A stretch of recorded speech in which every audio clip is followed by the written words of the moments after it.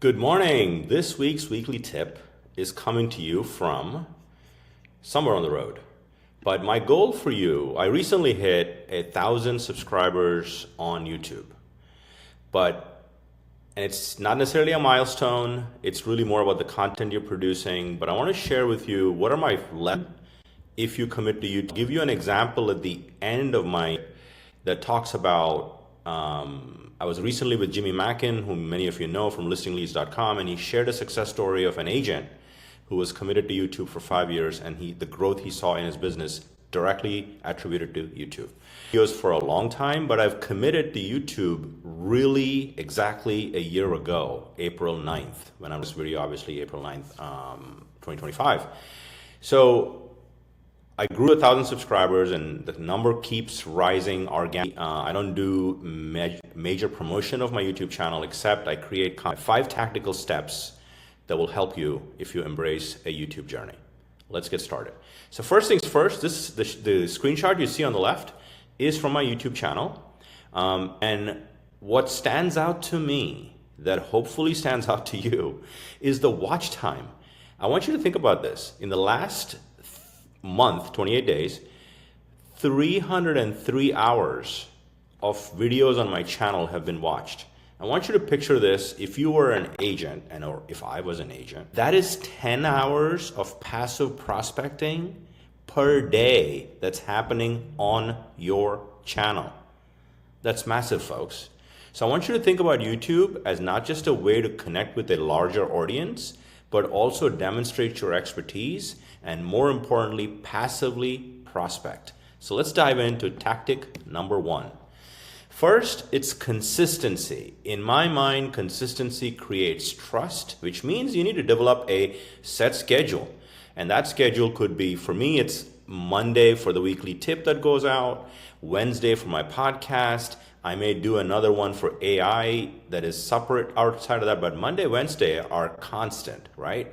So develop a set schedule and you can start talking about the market, buyers, sellers, what's it like to live in a neighborhood. There's so many concepts and ideas. You just need to kind of zone in on a few and kind of cover the schedule. Because consistency develops a loyalty, it builds trust, it builds affinity. It can be ad hoc. The videos can be ad hoc. There's got to be some consistency, and that allows you to keep your promise. That's front one. Long form videos and shorts are, in case you're not aware, long form is 5, 10, 15, 20-minute videos. So for me, a podcast episode is a long form video. As you can see here, this is a 30-minute video. It does a lot for me on YouTube, not necessarily from a viewing perspective, but over time, the algorithm is working, and I've created about 220 videos in a year, okay, because of that set schedule. So long form helps you drive the YouTube algorithm. Obviously, you could do a lot with thumbnails. I want to kind of get you started because I don't want you to think about perfection. I'm starting to get into more advanced stuff so I can take my subscribers from 1,000 to 5,000 to 10,000 and more. But I want you to at least get started with some consistency. Long form is you want to post videos that are long. You can maybe describe a neighborhood. That would be good long form video. And the next one is, I see a lot of you doing short reels for Instagram and Facebook. Don't ignore YouTube Shorts. And if I could move myself over here, you'll see here, this is a episode I did, podcast episode with Tyler Lopez. And I use a tool called Opus Pro that gives me the short videos that I go to YouTube Shorts. Don't ignore YouTube Shorts, folks. Look at the number of views. This is a 2-minute video. It got 527 views. So I want you to think about this. When you do Instagram Reels, Facebook Reels, Stories, all of them back to the algorithm. So YouTube Shorts has been a game changer as well. So don't ignore YouTube Shorts. It could be a quick tip and trick.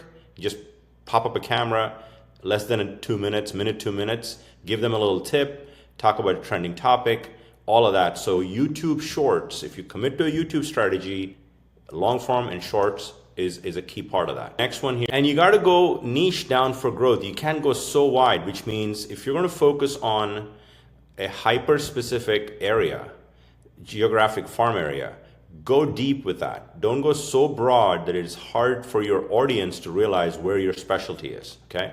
For me, of course, it's digital marketing and AI and empowering agents to be more productive with me than without me, right? So that's my primary focus. But as an agent watching this, you got to think about if your geographic farm covers 3 cities, zone in and pick a focus, right? And that will attract. Sometimes we get too caught up in, oh, I have like 300 subscribers. Somebody has like 3,000.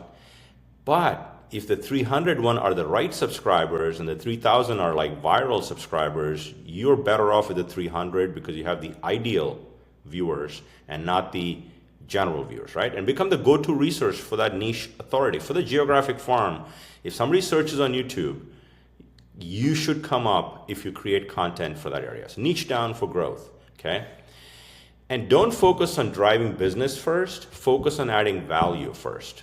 So think of all of the things that, how do you build credibility? You consistently produce good content and offer value that people want to come back and over and keep, your viewership continues to rise, subscribers continue to rise.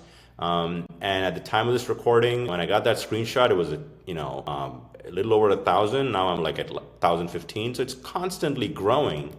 And the idea is you're producing content. Even the video you're watching is going to be on YouTube. So practical, ready to use tips. Just think of this, right? What are the questions your buyers and sellers are asking? So focus on value first and business will come next, okay?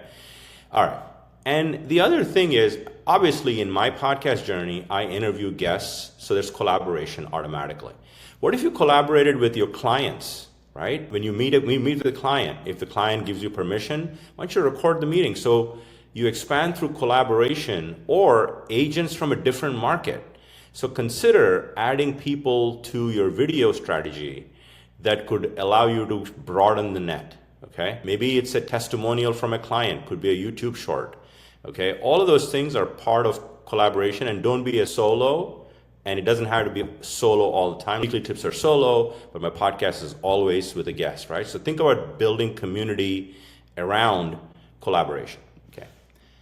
This blew me away, okay? This is, move myself again. This is Ken Pozak in Orlando, Florida. I'm here at a 1,000-watt marketing and brand event where I heard Jimmy Mackin speak.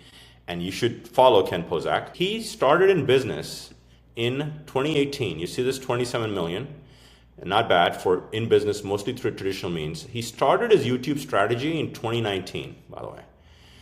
First year leveraging YouTube, 42 million. 2020, 2021, well, a lot was going on in real estate. The market was hot and a lot of people made a lot of money. Well, he went to 150 million. In 2022, 197. 2023 and 2024 were probably a little rough for a lot of agents.